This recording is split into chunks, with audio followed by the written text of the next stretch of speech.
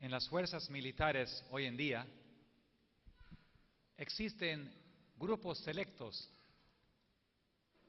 de personas especialmente entrenados para llevar a cabo una misión. Ellos se llaman las fuerzas especiales.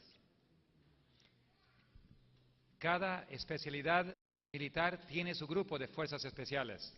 La Fuerza Aérea, el Ejército, la Marina, y requiere casi una disposición a dar su vida para poder entrar y poder aprobar el entrenamiento y ser llamado fuerzas especiales. De los que intentan entrar, solamente unos 30% logran pasar esos exámenes tan rígidos, físicos, mentales, de agilidad. Es un entrenamiento muy duro. La mamá de un joven que estaba haciendo ese entrenamiento vino a hablar conmigo y me dijo, mi hijo está preparándose para entrar a las fuerzas especiales en la Marina norteamericana. Ora por él, porque hasta puede morir en el intento. Y él está tan dispuesto a entrar que está dispuesto a dar su vida. Fuerzas especiales.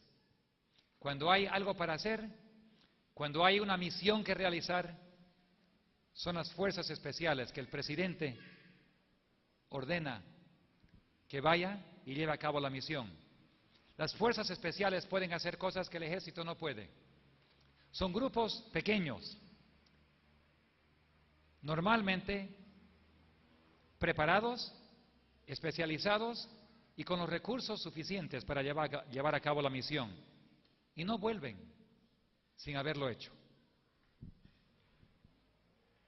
Se mueven rápidamente y vuelven. Y no dejan atrás sus compañeros. Si hay una muerte, traen con ellos los que mueren. Es una parte de la lealtad. El 11 de septiembre, cuando las Torres Mellizas cayeron en Norteamérica, en ese mismo día ya habían fuerzas especiales en tierra en Afganistán. No demoraron meses. Ese mismo día empezaron a entrar. Dios también tiene fuerzas especiales. Y hoy en día Dios está preparando a todos aquellos que se dejan preparar de corazón, se entregan, pero tienen que tener un deseo. Aunque me cueste la vida, yo entraré a las fuerzas especiales de Dios. Requiere el mismo tipo, o aún más, de comprensión de lo que Dios está haciendo. Una entrega total bajo el control del general divino, del comandante general. Y también, como las fuerzas militares, es Dios, es el mandatario divino que ordena, que lleva a cabo y que suple las necesidades y los recursos. Y ese equipo sale, realiza la obra y vuelve. No acepta volver sin haberlo realizado. Si Dios también tiene fuerzas especiales, se puede imaginar quién tiene más. También, quién está preparando aún. El enemigo de Dios. El enemigo de Dios también está preparando en este momento sus fuerzas especiales. Las masas no son las fuerzas especiales. La iglesia en general, cristiana, no son las fuerzas especiales. Son grupos pequeños, selectos, que comprenden lo que está pasando, que comprenden los eventos, quien se han entregado para trabajar tiempo entero para llevar a cabo una misión. El enemigo lo tiene y Dios ciertamente lo tiene. En las edades medias, la iglesia de aquella época desarrolló para mantener la doctrina lo que llamaba ella la Santa Inquisición. No había nada santo de la Inquisición, pero se llevó a cabo eso a cualquier costo humano, a cualquier sufrimiento humano, para llevar a cabo una misión. Habían personas especializadas, dispuestos a matar, torturar, eliminar, destruir, para poder mantener el poder. En el Perú, en Lima, Perú, por muchos años, y todavía está allí, un centro turístico que permitía que uno podría pagar y entrar a ver lo que llamaban la Inquisición, al lado del Palacio de Justicia. Al entrar allí, el guía turística mostraba primero la sala del juicio, donde habían 3 jueces. El víctima, el hereje, fue traído frente a los jueces, donde después de muchos meses o años de cárcel, tortura, qué sé yo, por fin llegó para la sentencia. Cuando uno pasaba frente, por la puerta a la derecha había un pequeño hueco donde el acusador podía hablar, acusando de todos los crímenes de lo que estaba en la lista contra el víctima. No se identificaba el acusador, podría ser cualquiera. Aún en los días de Jesucristo, los falsos testigos se ponían de pie delante del víctima. No, en ese tiempo, cualquiera podía acusar sin que nadie sepa quién era, para escuchar la lista. Después se le pedía al Cristo que estaba en el crucifijo atrás, colgado, que diga si es culpable o si no es culpable. Y los jueces miraban para atrás, y ahí en la cruz, colgado en ese crucifijo, estaba el Señor Jesucristo, obviamente una imagen, y la cabeza del Señor Jesucristo decía, sí, culpable. El guía turística llevaron atrás a los turistas y mostraban donde había un cordón, donde el juez jalaba la cabeza, para que diga que era culpable. Eso se llama justicia, entre comillas. Sin embargo, con más de entre 50 a 100 millones de personas que dieron su vida durante esa época, con tanta crueldad, en el 12 de marzo del año 2000, el Papa Juan Pablo II escribió una carta pidiendo disculpas al mundo por lo que había hecho, las barbaridades de la Inquisición. No admitió culpa, solamente dijo disculpa. No dijo que estaban en el error. Nunca se ha disculpado lo que se ha hecho en lo que es admitir error. Solamente pedimos que nos perdonen por la violencia hecha al servicio de la verdad. ¿Existe tal cosa? ¿Violencia hecha al servicio de la verdad? ¿Alguna vez Jesús usó la violencia? Él vino para salvar, no para destruir, dijo el Señor Jesús. Sin embargo, siendo cristianos, el mundo miró con agradecimiento a esa carta y dijo, hay que perdonar, hay que olvidar el pasado. Más de 100 años atrás, en un libro llamado El conflicto de los siglos, la autora, Elena G. de White, escribió que la Iglesia actualmente le pone al mundo una cara apacible y presenta disculpas por sus horribles crueldades. Se ha puesto vestiduras como las de Cristo, pero en realidad no ha cambiado. Todos los principios formulados por el papismo en edades pasadas subsisten en nuestros días. Las doctrinas inventadas en los siglos tenebrosos siguen profesándose aún. Nadie se engañe. El papado con los protestantes están ahora tan dispuestos a honrar, es el mismo que gobernaba al mundo en los tiempos de la Reforma. Los musulmanes, los protestantes, los judíos, todos visitando hace un mes atrás y arrodillándose ante la presencia de ese poder, dispuestos a honrar ese poder, es el mismo que en los tiempos de la Reforma. Ellos sostienen las mismas pretensiones con que supo dominar sobre reyes y príncipes y arrogarse las prerrogativas de Dios. Su espíritu no es hoy menos cruel ni despótico que en aún cuando destruía la libertad humana y mataba a los santos del Altísimo. Hace más de 100 años, el Espíritu Divino reveló que una vez más se llevaría a cabo lo mismo en nuestros días. Interesantemente, ahora nadie lo puede dudar. En Norteamérica, nuestros hermanos católicos, muchos están reclamando. ¿Por qué la elección que se hizo? ¿Por qué una persona tan dura lidera la iglesia? ¿Alguien dispuesto, como dijo la revista Time? Yo me compré la revista Time, volviendo de Bolivia, pasé por Miami y me compré una revista Time que contaba del nuevo Papa.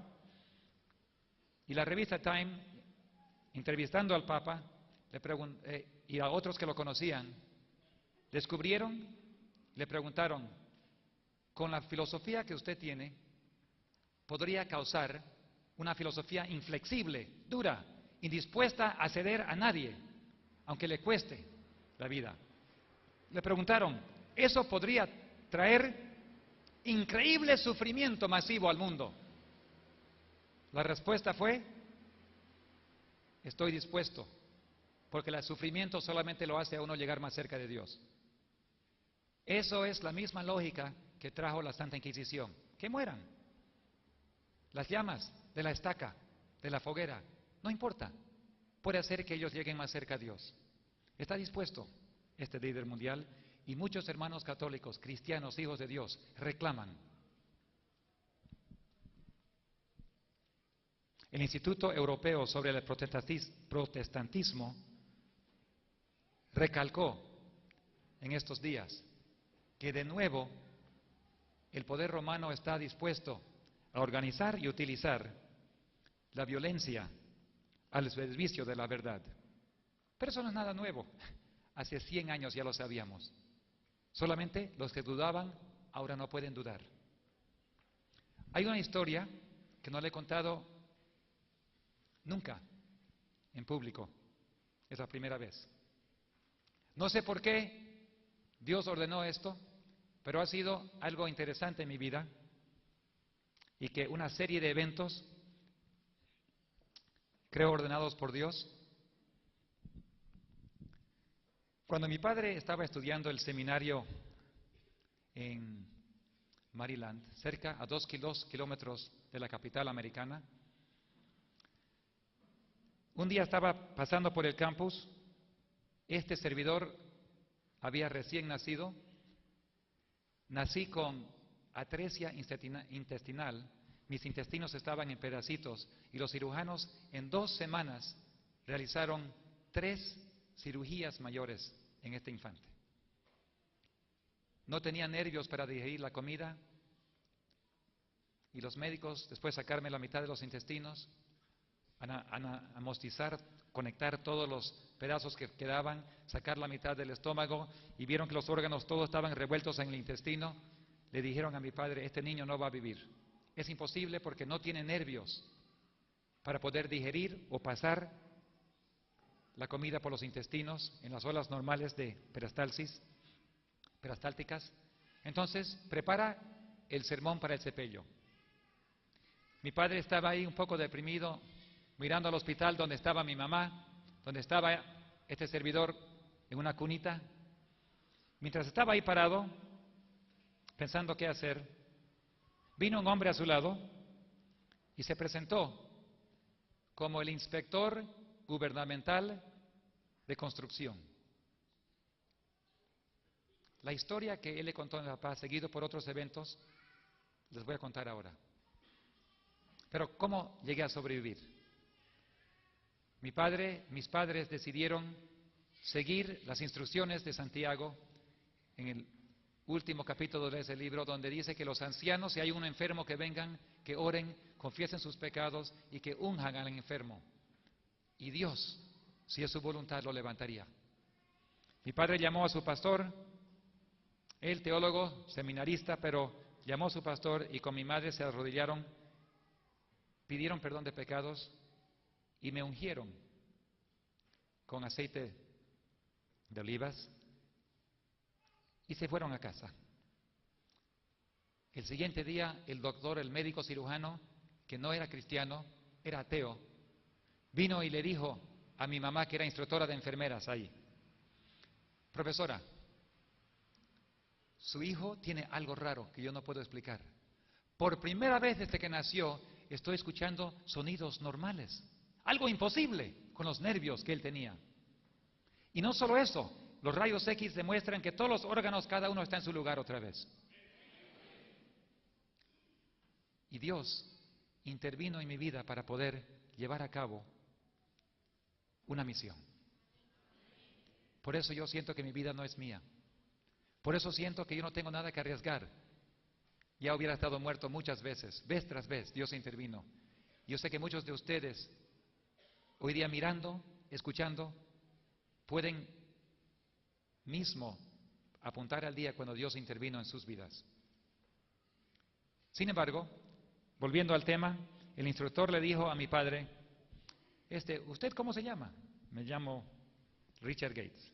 Bueno, Richard, quiero contarte una historia. Yo acabo de venir de la Catedral de Washington, donde acabo de realizar una inspección. Interesante, porque la catedral demoró muchos años en construir, como cualquier catedral, que es un edificio inmenso, hermoso. Y en realizar la inspección del edificio tuve que pasar de lugar en lugar, chequear todo para poder firmar los papeles, para poder llevar a cabo la siguiente etapa de construcción. Y me tocó ir abajo a los cimientos de ese gran edificio. Revisé todo y por fin llegamos a unas puertas grandes que más o menos tenían como 6, 7 metros de alto. Y le dije: por favor, ábrame las puertas, quiero ver. No, por favor, no hay nada ahí. No, por favor, si yo voy a firmar, quiero que me abran las puertas, por favor. Así que el sacerdote encargado, no le quedaba otro, ¿no? Porque él tenía que tener la firma del inspector. Abrió las puertas y allí abajo habían 3 pisos de puros celdas de cárcel. Y el inspector dijo: ¿una prisión acá abajo en la catedral? ¿Por qué es eso? Este es un edificio de Dios. Y el sacerdote le dijo: ¿usted es católico?, le preguntó. No. Entonces no le puedo decir por qué. Firme los documentos y nada más. Lo miró, lo inspeccionó y lo firmó. Él no sabía por qué una catedral pondría una prisión entera, 3 pisos de celdas abajo de la catedral en Washington. Interesantemente, pocos días después, el primo de mi padre, que trabajaba en construcción, trajo un camión lleno de cajas, ellos mandaban cajas de cosas y llevaban clavos, cemento, material, todo, y llegó un cargamento, y él estaba descargando su cargamento de material cuando llegó otro camión. Él estaba ahí parado cuando vio que bajaban directamente cajas de madera pesada, más o menos 1,5 metros de largo, y cargaban pesado y lo botaban y entraron abajo con 2 maderas, ¿no? Como ladrillos se pasan, y mandaron como 100 cajas de esas cajas pesadas abajo por la ventana y entraron adentro de la catedral, en la misma catedral. De repente, los que estaban llevando una caja, tumbaron una caja y ¡pum!, se quebró y se abrió. Y toda la caja llena estaba de metralletas. Inmediatamente el que estaba supervisando dijo: han cometido un error, llévese esa caja, seguro estaba error, han traído por error acá las metralletas. Pero ya entraron 100 cajas adentro. Hoy en día, ahí abajo, un depósito lleno de metralletas y las celdas de prisión. En una iglesia, una catedral moderna en Washington. El espíritu de profecía indicó que una vez más veremos el espíritu de persecución llegar al mundo. No estamos hablando de las edades medias, estamos hablando de esta generación. el poder romano está todavía planeando llevar a cabo violencia al servicio de la verdad. Bueno, yo, como cualquier quinceañero en la secundaria, cuando nos dijeron que íbamos a ir a la capital de Washington para nuestra salida como graduantes, como la promoción, me entusiasmé mucho. Y a mis compañeros le conté la historia de lo que mi padre y el primo de mi padre había visto y escuchado. Y cuando nos tocaron cuando nos llevaron a la catedral, habíamos decidido, como locura de los quinceañeros, hacer nuestra propia investigación. La locura, por supuesto, ¿no? Habíamos recién visto una película esa noche en el hotel del presidente Nixon y cómo le hicieron la investigación y cómo lograron encontrar las mentiras y las películas y todo del presidente Richard Nixon. Y nosotros nos sentíamos como investigadores privados. La locura de los quinceañeros. Entramos adentro con todo el equipo de la secundaria para mirar la hermosa catedral y qué hermosura, ¿no? Todo, y la monjita que nos llevaba por todos lados, y decidimos quedarnos un poco atrás, pero la monjita no dejaba, ella tenía un ojo de águila. Jóvenes, y no sé, por aquí, jóvenes, por favor, por favor. Así que nos dimos cuenta que tendríamos que ser más astutos.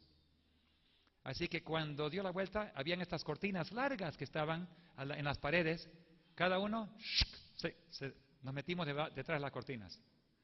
Y el grupo continuó sin nosotros. Estando atrás de las cortinas, nos dimos cuenta que hay un mundo completamente escondido atrás de las cortinas. Habían oficinas, centros de cómputo, centros de mantenimiento, y nos empezamos a pasear por toda la catedral atrás. Había un baño ahí atrás que tenía una ventana abierta y que iba no sé dónde, así que nosotros agarramos una piedrita y con el reloj botamos.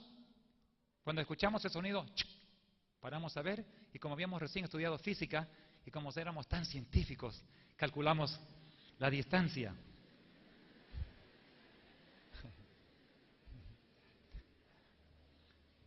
Habían más o menos 50 metros de caída ahí, al profundo del cimiento ahí. Bueno, seguimos por allí, encontramos algunos empleados, empezamos a decirle, good morning, how are you? Y la respuesta, no, nosotros no hablamos inglés. ¿No hablan inglés? No. No importa, yo hablo español.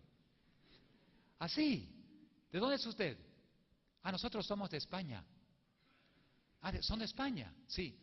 Y vimos a uno y el otro, todos los empleados de España. No había ningún americano. Y le preguntamos, oye, ¿y por qué ustedes todos de España? ¿Por qué no tienen, oye, por qué ninguno habla inglés? Porque ninguno hablaba inglés, ni una palabra. ¿Por qué? Bueno, nosotros nos trajeron acá a trabajar porque nosotros sabemos obedecer la iglesia.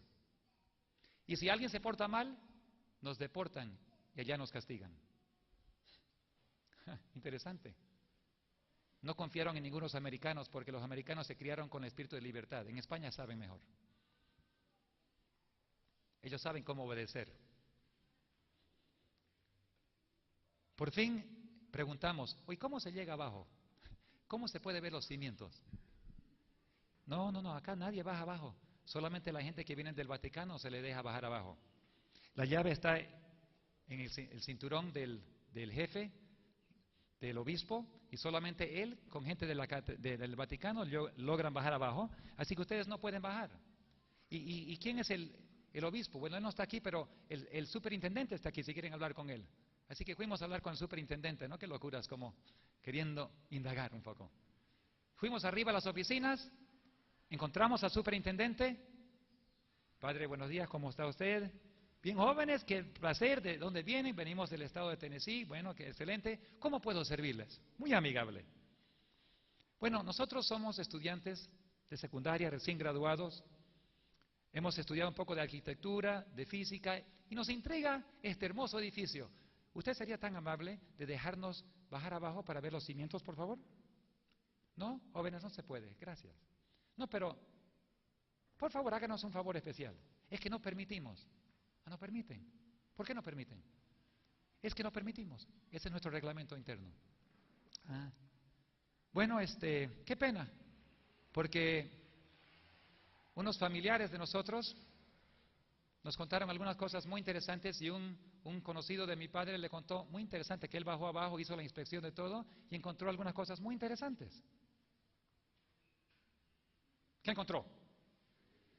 Usted díganos. No le dije nada. ¿Qué te dijo? Usted sabrá pues lo que me nos dijo. Seguro le dijo que habían celdas de cárceles, ¿no? Ah, así lo dijo. Y también nos contó de las cajas. ¿Cuáles cajas? Usted sabe cuáles cajas. Jóvenes, ¿de dónde vienen? Deme sus nombres. Perdón, tenga buen día, hasta luego.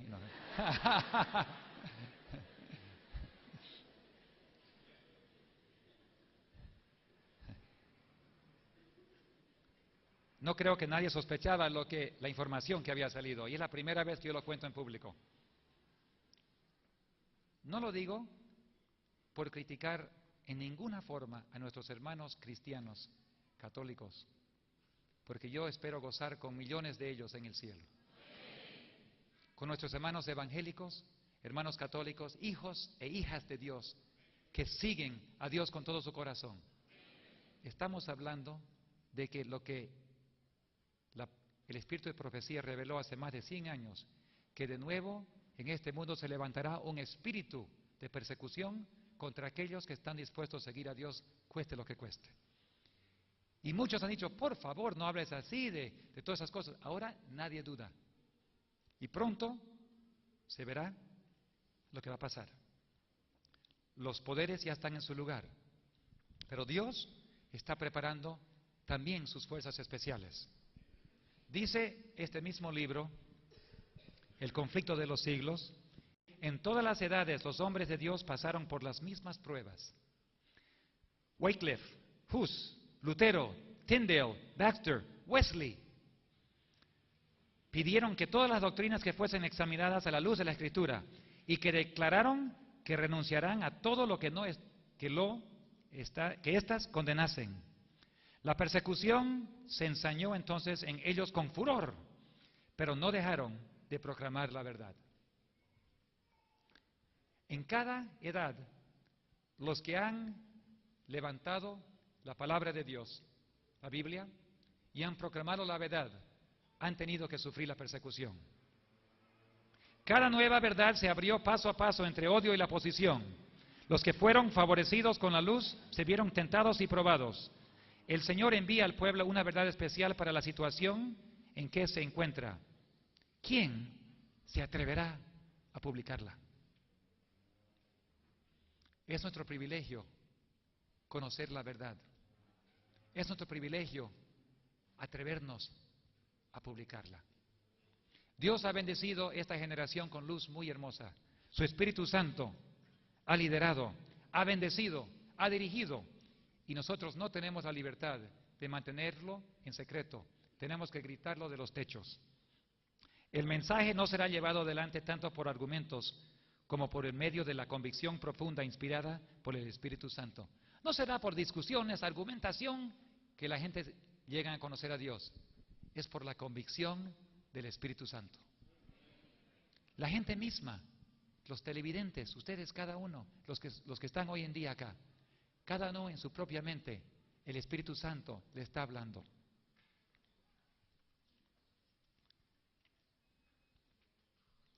Dios, con sus fuerzas especiales, está preparando para un evento muy importante. ¿Por qué no se destalla todavía la crisis? Todo está en su lugar. Los presidentes, los poderes, las fuerzas religiosas, todos están en su lugar. Pero ¿por qué todavía tenemos paz? ¿Por qué todavía hay oportunidad? ¿Por qué Dios espera aún todavía? Hay una razón muy sencilla. Esa razón es porque Dios todavía tiene que terminar un cierto trabajo. la preparación y sellamiento de sus fuerzas especiales. Les invito a que abran su Biblia al 7º capítulo de Apocalipsis. Los primeros 4 versículos. Después de esto vi a 4 ángeles en pie sobre la tierra, sobre los 4 ángulos de la tierra, que detenían los 4 vientos de la tierra, para que no soplase viento alguno sobre la tierra, ni sobre el mar, ni sobre ningún árbol. ¿Qué serán los vientos? Veremos. Vi también a otro ángel que subía de donde sale el sol, del este, y tenía el sello del Dios vivo, y clamó con grande voz a los 4 ángeles, a quienes se le había dado el poder de hacer daño a la tierra y el mar. Parece que los 4 ángeles tenían el poder de soltar los vientos, y los vientos tenían el poder de destrucción. Diciendo, no hagáis daño a la tierra, ni al mar, ni a los árboles, hasta que hayamos sellado en sus frentes a los siervos de Dios. Entonces los vientos que tenían en sus manos son los vientos de destrucción, para que no hagan daño. Diciendo, no hagáis daño hasta que hemos sellado a los siervos de Dios en su frente. Y oí el número de los sellados, 144,000 sellados, de todas las tribus de Israel. Dios necesita terminar de sellar sus fuerzas especiales. Apocalipsis 14, unas páginas más allá, dice que, hablando de este mismo grupo, dice que ellos, en sus bocas, versículo 5 de capítulo 14, en sus bocas no fue hallado mentira, pues son sin mancha delante del trono de Dios. Parece que han desarrollado un seguimiento tan cercano de Dios que, como Enoc, tienen un carácter que refleja la imagen de Dios. Y una cosa muy interesante aquí. Dice el capítulo 1 que esos 144,000 tenían el nombre del Cordero y de su Padre escrito en su frente. Su nombre. Y tocaban sus arpas, capítulo 3, cantaban un nuevo canto, y nadie podía aprender ese canto más que ellos. En versículo 4, la última parte dice, estos son los que siguen al Cordero donde quiera que vaya. Interesante. No nos vamos a enfocar en el número 144,000. Algunos teólogos dicen que es algo literal, otros algo simbólico. El espíritu de profecía a veces habla del número exacto, a veces da la impresión que es un número simbólico. El número no es lo importante. Lo importante es las características de ese grupo. Algún día sabremos si es literal o simbólico. Por ahora, fijémonos en lo que es las características. Número 1, tienen en su frente ¿qué? El sello, que es el nombre del Cordero y de su Padre. El nombre. ¿Qué significa ser cristiano? Ser como Cristo. No eres cristiano porque vas a la iglesia. No eres cristiano porque te bautizaste. Eres cristiano porque el nombre de Dios está escrito en tu frente. Y si tu vida demuestra que no tienes ese nombre, el carácter de Dios, perdona, simplemente no eres cristiano. Las fuerzas especiales de Dios tienen el carácter de Dios acá. En sus frentes. Siguen al Cordero donde quiera que vaya. ¿Tú sigues al Cordero donde quiera que vaya? ¿Estás dispuesto a ir a la cruz? ¿Estás dispuesto a dar tu vida? ¿Estás dispuesto a obedecer a Dios, cueste lo que cueste? Algunos de ustedes estarán participando en el bautismo esta tarde. Y algunos están luchando. ¿Entro o no entro a las aguas bautismales? ¿Qué me va a costar? ¿Qué dirá mi familia? ¿Qué dirán mis amigos? ¿Qué pasa si yo me declaro al lado de Dios y de su pueblo? Ajá. Buena pregunta, ¿eh? Cada alma tendrá que decidir a qué lado estoy. Este grupo especial sigue al Cordero donde quiera que vaya. Donde va el Cordero, requiere sacrificio. Donde va el Cordero, requiere sufrimiento. Donde va el Cordero, tiene mucha presencia de Dios y los santos ángeles. Donde va el Cordero, siempre hay victoria. Donde va el Cordero, va la luz del cielo. Y una persona que ve algo de Dios se siente atraído. pero nuestras vidas no han reflejado perfectamente al amor de Dios. A veces hemos actuado duramente con otras personas. Hemos actuado egoístamente en vez de dar cuando podríamos dar. Hemos protegido a nuestros puestos, hemos protegido a nuestra familia, hemos protegido a este ego a cambio de seguir al Cordero. Y Dios está muy cerca de terminar el sellamiento de sus fuerzas especiales. Y cuando Él termine, les garantizo, lo van a saber. Porque los ángeles ya están soltando los vientos. Y muy pronto dejarán de soltar completamente. Y aquellos que han sido sellados se sabrán quiénes son. ¿Estás tú dentro? ¿Estás en entrenamiento? ¿Te has entregado a Dios? ¿Quieres formar parte de ese equipo? Depende de cuánto quieres seguir al Cordero. ¿Hay mentira en tu boca? ¿Tu vida es una mentira? ¿Tú vives una vida doble? Con mis amigos acá, con la iglesia acá. ¿Tienes pecados escondidos? Dios te puede perdonar. Dios te puede preparar como fuerzas especiales, pero va a requerir todo lo que eres y todo lo que tienes. Igual que Jesús dio su vida por nosotros y dio todo, arriesgó todo. El que más arriesgó en todo el universo fue el Señor Jesucristo. Y si vas a seguir al Cordero donde quiera que vaya, tienes que arriesgar todo. Una de las cosas que este hermoso libro, El conflicto de los siglos, también menciona, que el pueblo de Dios saldrá a hacer hazañas con sus caras llenos de luz, brillando. ¿De dónde viene la luz del cielo? Del Señor mismo. Y cuando alguien ve la convicción y ve que Dios está en tu vida, no pueden resistir. No tienes que discutir, argumentar para ganar el alma. Solamente déjate reflejar. Deja que el Señor Jesús viva en tu vida para que la gente a tu lado no puedan evitar de ver al Señor Jesús. Y cuando cuando alguien ve al Señor Jesús, ¿sabes qué? Se enamora de Él. A veces Dios es tan misericordioso con nosotros que nos da oportunidades de saborear lo que va a ser algún día. Solamente para animarte, para demostrarte lo que algún día va a ser cuando el Espíritu Santo caiga en su plenitud. En varias ocasiones, en 3 ocasiones, les voy a contar de las primeras 2, me tocó saborear algo muy especial. Estaba yo en el aeropuerto de Atlanta. Si alguien ha pasado por Norteamérica, muchos pasan por el aeropuerto internacional de Atlanta. Contiene concursos o que sea salas o grandes donde los pasajeros a cada lado encuentran sus aviones y uno tiene que a veces caminar y caminar y caminar y caminar hasta que llega al fondo donde está el avión esperando. Me tocó uno de estos días. Yo estaba volando de Atlanta, Georgia, hasta Washington, el estado de Washington, al otro lado noroeste de Estados Unidos, para una semana de oración en una universidad. Y me subí al avión, era temprano a la mañana. Tuve que caminar y caminar con mi maletín y por fin llegué al fin, hice la cola y me subí al avión.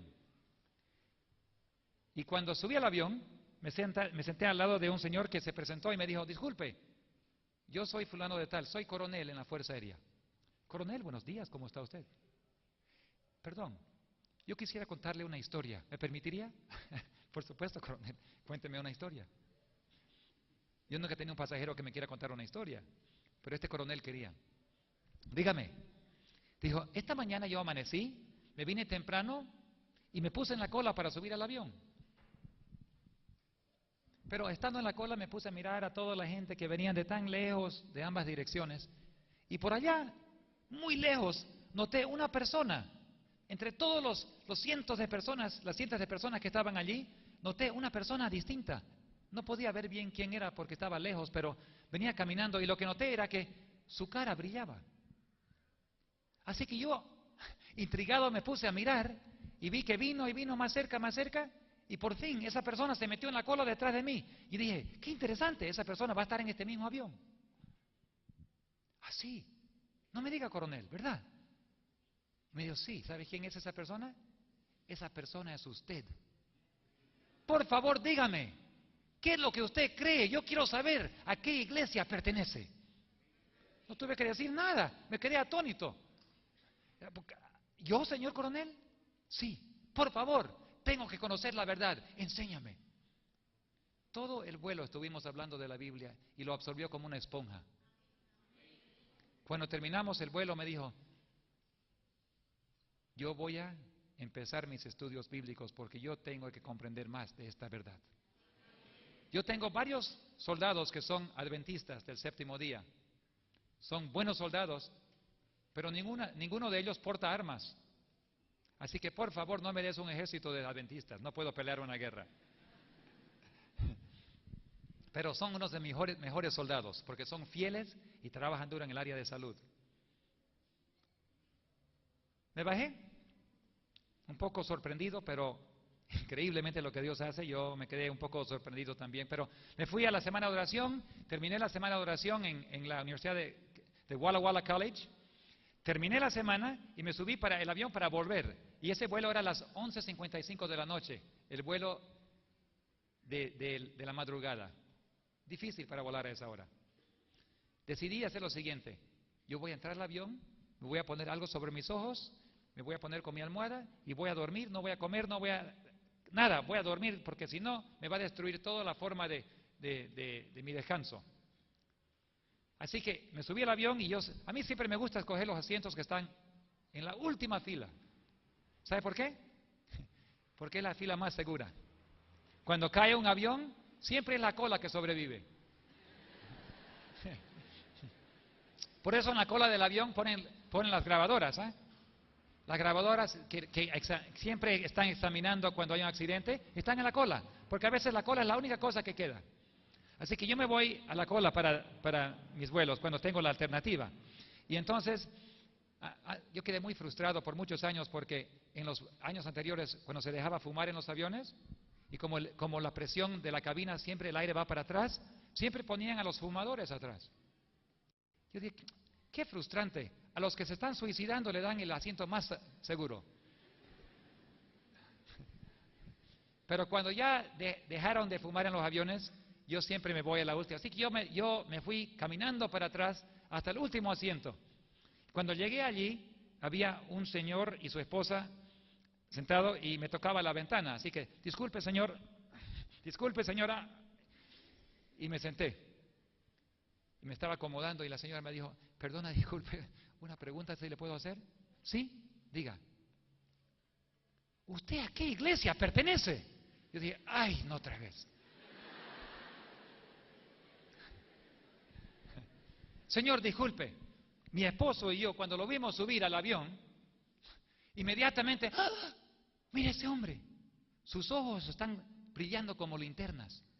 Usted, señor, sabe que está saliendo luz de sus ojos. ¿Yo? No tengo la menor idea. Sí, por favor, díganos, ¿a qué iglesia pertenece? Soy adventista del séptimo día. Ay, gloria al Señor. Por favor, cuéntenos. No dormí esa noche. Toda la noche era un estudio bíblico. Y estudiamos desde Génesis hasta Apocalipsis. Como metralleta. Una doctrina, otra. Y cada vez, amén. Querido, estudiamos eso el otro día, ¿verdad? Y otra doctrina, y otra doctrina. Terminamos toda la Biblia antes de aterrizar. Me pidieron una copia del conflicto de los siglos porque yo le dije, si usted quiere realmente entender lo que está pasando, el conflicto entre Satanás, el enemigo de Dios, y el conflicto entre él y Dios, este libro es el mejor libro. Lleno de la Biblia, bíblicamente, historia de las edades, desde la creación hasta que termine el conflicto entre Dios y Satanás. Y Dios gana. Les mandé una copia. ¿Quieren saber cómo termina el conflicto? El último capítulo es mi favorito. El último párrafo del libro es el párrafo más favorito que yo tengo en cualquier libro que existe. Tan hermoso. Cuando ya termina ese conflicto entre Dios y Satanás, escuchen las palabras de cómo la sierva del Señor describe el universo cuando termina eso. El gran conflicto ha terminado. Ya no hay más pecado ni pecadores.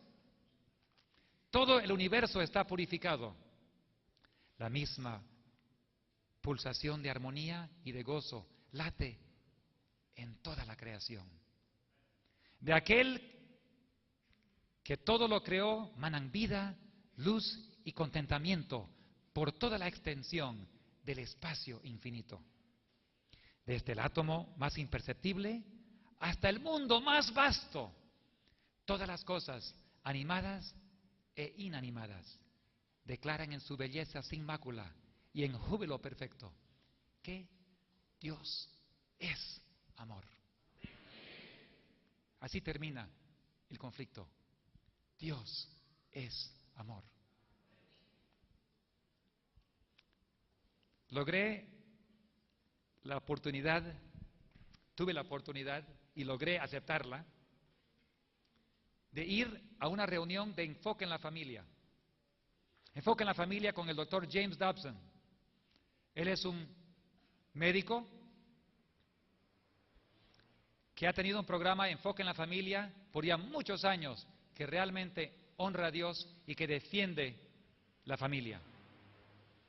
En Norteamérica es una de las autoridades de la familia más grandes y también está rápidamente llegando a hacerlo en Latinoamérica, pero con traducciones en español.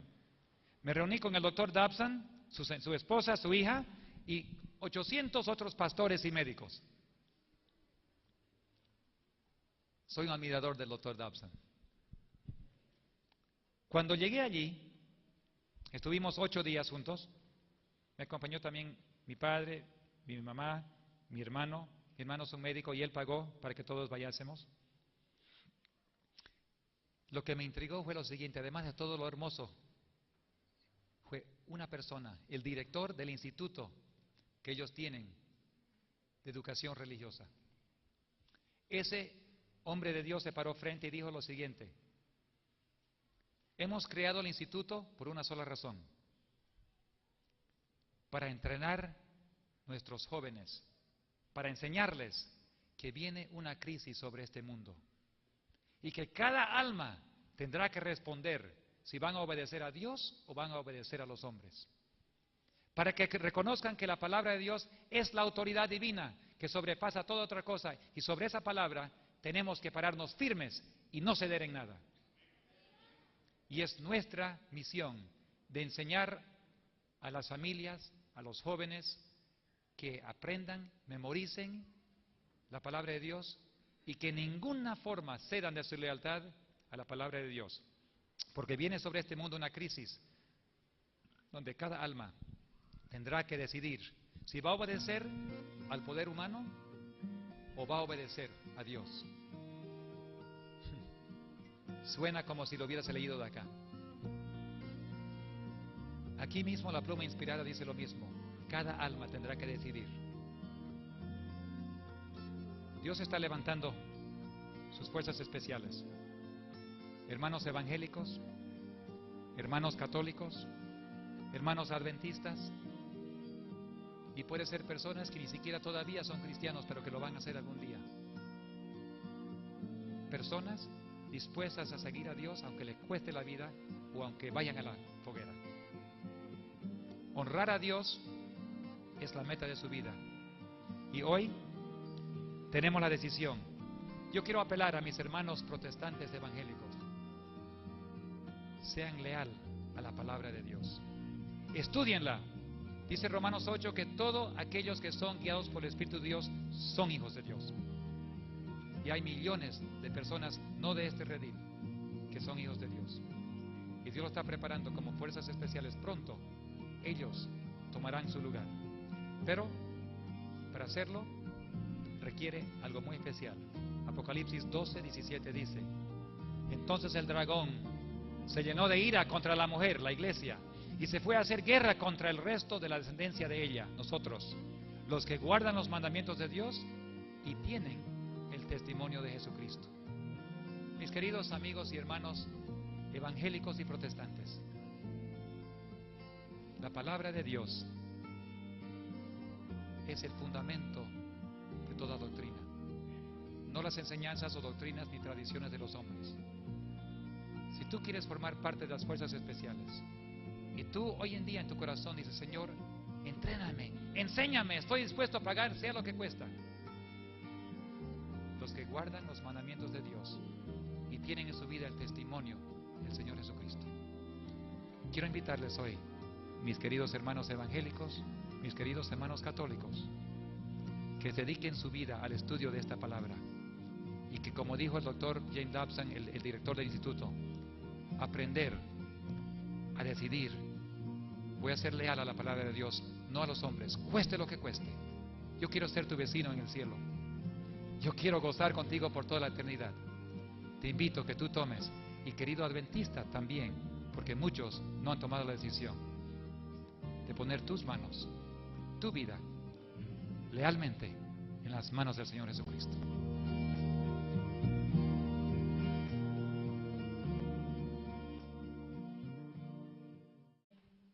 El guía turística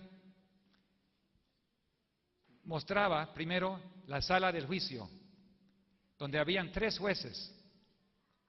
El víctima, el hereje, fue traído frente a los jueces, donde después de muchos meses o años de cárcel, tortura, qué sé yo, por fin llegó para la sentencia. Cuando uno pasaba frente, por la puerta a la derecha había un pequeño hueco donde el acusador podía hablar, acusando de todos los crímenes de lo que estaba en la lista contra el víctima. No se identificaba el acusador, podría ser cualquiera. Aún en los días de Jesucristo, los falsos testigos se ponían de pie delante del víctima. No, en ese tiempo, cualquiera podía acusar sin que nadie sepa quién era, para escuchar la lista. Después se le pedía al Cristo que estaba en el crucifijo atrás, colgado, que diga si es culpable o si no es culpable. Y los jueces miraban para atrás, y ahí en la cruz, colgado en ese crucifijo, estaba el Señor Jesucristo, obviamente una imagen, y la cabeza del Señor Jesucristo decía, sí, culpable. El guía turística llevaron atrás a los turistas y mostraban donde había un cordón, donde el juez jalaba la cabeza, para que diga que era culpable. Eso se llama justicia, entre comillas.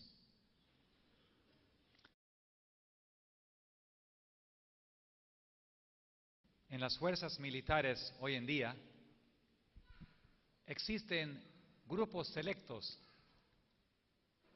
de personas especialmente entrenados para llevar a cabo una misión. Ellos se llaman las fuerzas especiales. Cada especialidad militar tiene su grupo de fuerzas especiales. La Fuerza Aérea, el Ejército, la Marina, y requiere casi una disposición a dar su vida para poder entrar y poder aprobar el entrenamiento y ser llamado fuerzas especiales. De los que intentan entrar, solamente unos 30% logran pasar esos exámenes tan rígidos, físicos, mentales, de agilidad. Es un entrenamiento muy duro. La mamá de un joven que estaba haciendo ese entrenamiento vino a hablar conmigo y me dijo, mi hijo está preparándose para entrar a las fuerzas especiales en la Marina norteamericana. Ora por él, porque hasta puede morir en el intento. Y él está tan dispuesto a entrar que está dispuesto a dar su vida. Fuerzas especiales.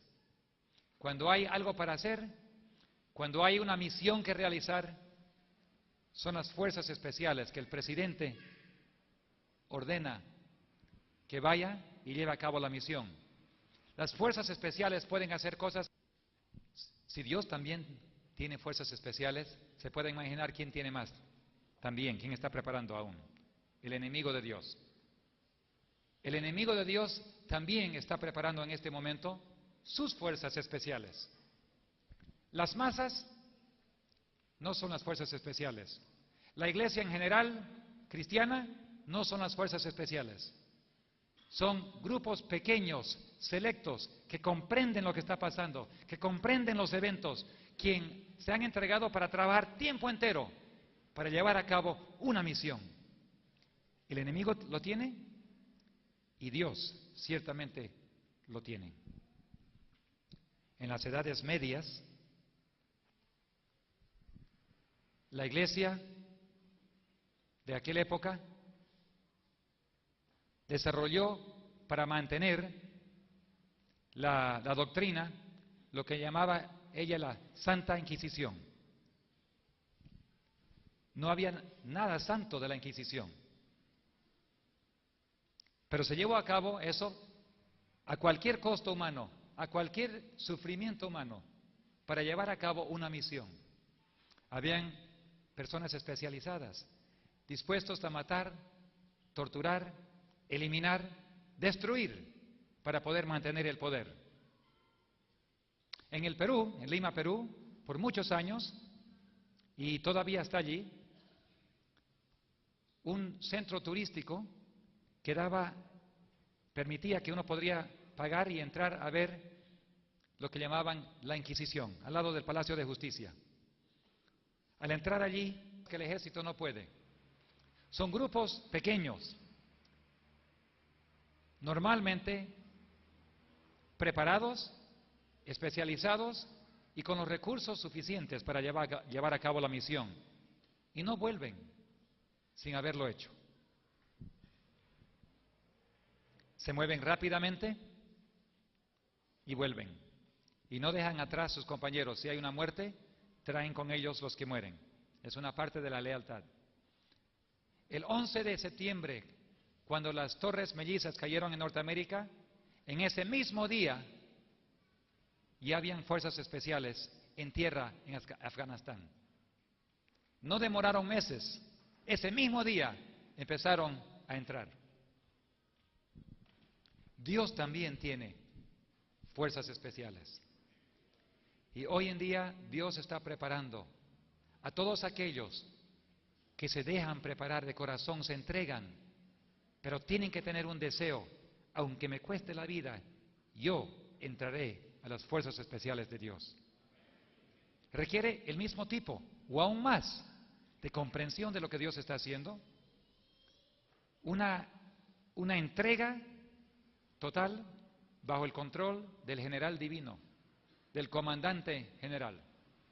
Y también, como las fuerzas militares, es Dios, es el mandatario divino que ordena, que lleva a cabo y que suple las necesidades y los recursos. Y ese equipo sale, realiza la obra y vuelve.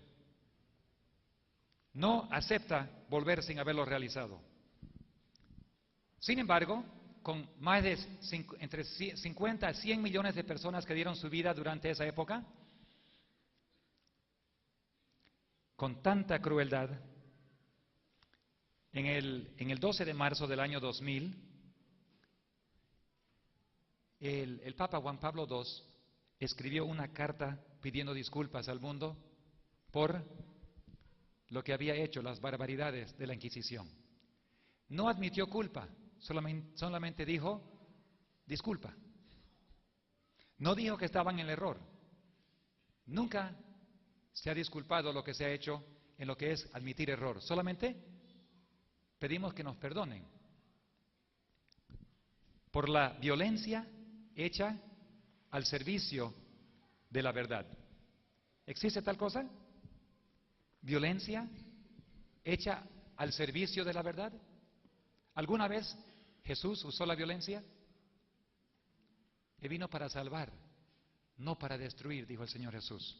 Sin embargo, siendo cristianos, el mundo miró con agradecimiento a esa carta y dijo, hay que perdonar, hay que olvidar el pasado. Más de 100 años atrás, en un libro llamado El conflicto de los siglos, la autora, Elena G. de White, escribió que la iglesia actualmente Le pone al mundo una cara apacible y presenta disculpas por sus horribles crueldades. Se ha puesto vestiduras como las de Cristo, pero en realidad no ha cambiado. Todos los principios formulados por el papismo en